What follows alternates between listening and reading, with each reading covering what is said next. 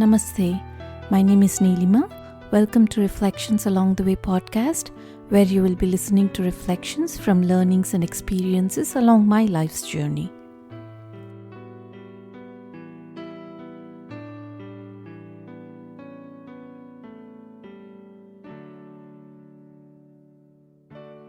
The principle because of whose presence the body perceives, the mind feels, and the intellect thinks, that is the supreme reality, which is termed Brahman.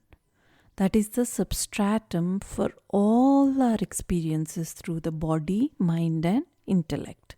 That principle which makes every being sentient, according to Vedanta, is that divine principle, Om. It's also known as Self, Atman, pure consciousness or pure awareness.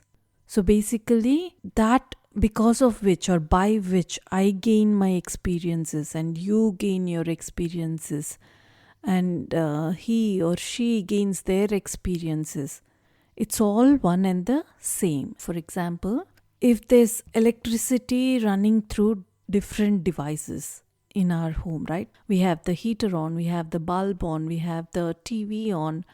They're all different types of equipment, but they're all able to function and express themselves because of one thing alone, that is electricity. But it is expressing itself through varied forms and varied instruments of body, mind, and intellect.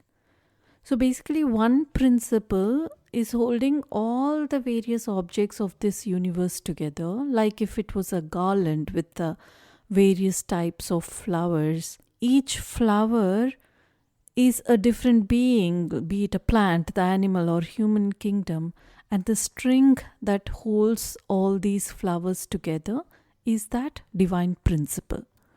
So all the beings of this universe are enlivened, or they get their sentiency by this one principle, having their own particular experiences. So these three instruments, the body, mind, and intellect, are nothing but sheaths around our inner self. And all these three they are made up of matter. Mind and intellect are also constituted of matter, but they're more subtler in nature. And by itself, the body, the mind, and the intellect are inert and insentient. They don't have life by themselves. That divine principle is what causes these instruments to function. And that pure self, without these instruments, the body, mind, and intellect, cannot express. It has no expression on its own. And similarly, the body, mind, and intellect cannot function without the divine principle.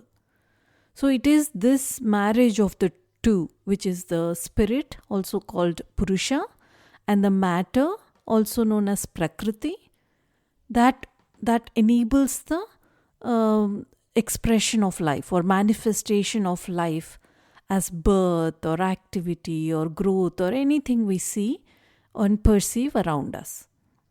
Now, if we come back to that example of electricity and the bulb, the electrical bulb by itself cannot express, like it doesn't have light by itself. Only when electricity comes in contact with the bulb, then only the light bulb expresses itself as light.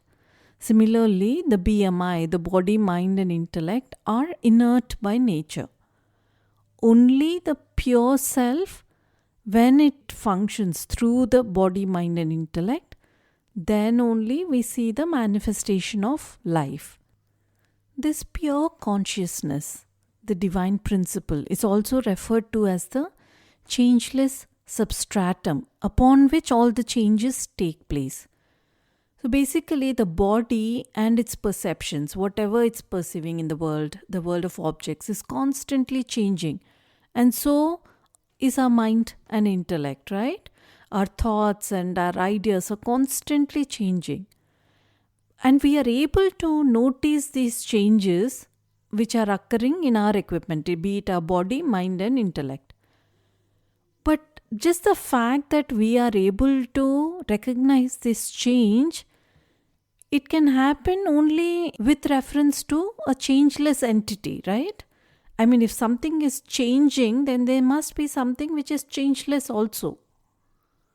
For example, if two people are sitting in a compartment of a train, they do not observe any change with respect to each other. But they can see that the train is moving only when they look out the window and see that, there are objects which are stationary, like it may be trees or any other objects that they look through the window. Then only they know that they are moving, right? So the very fact that we recognize these changes in our body, mind, and intellect establishes the fact that there is a changeless entity, and that changeless entity is the pure self. Just to summarize the nature of self, so self by itself has no expression. It can express only through the body, mind, and intellect. Self is the life principle that gives sentiency to matter. And self is something other than the body, mind, and intellect.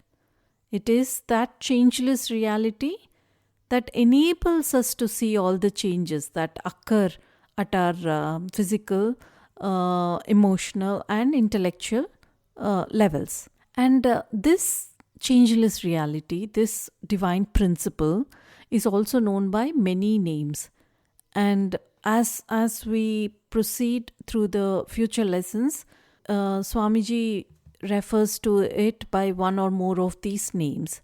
So it can be the Absolute, Atman, Brahman, the life principle, Om, pure awareness, the self, pure consciousness, spirit, the supreme reality, the truth.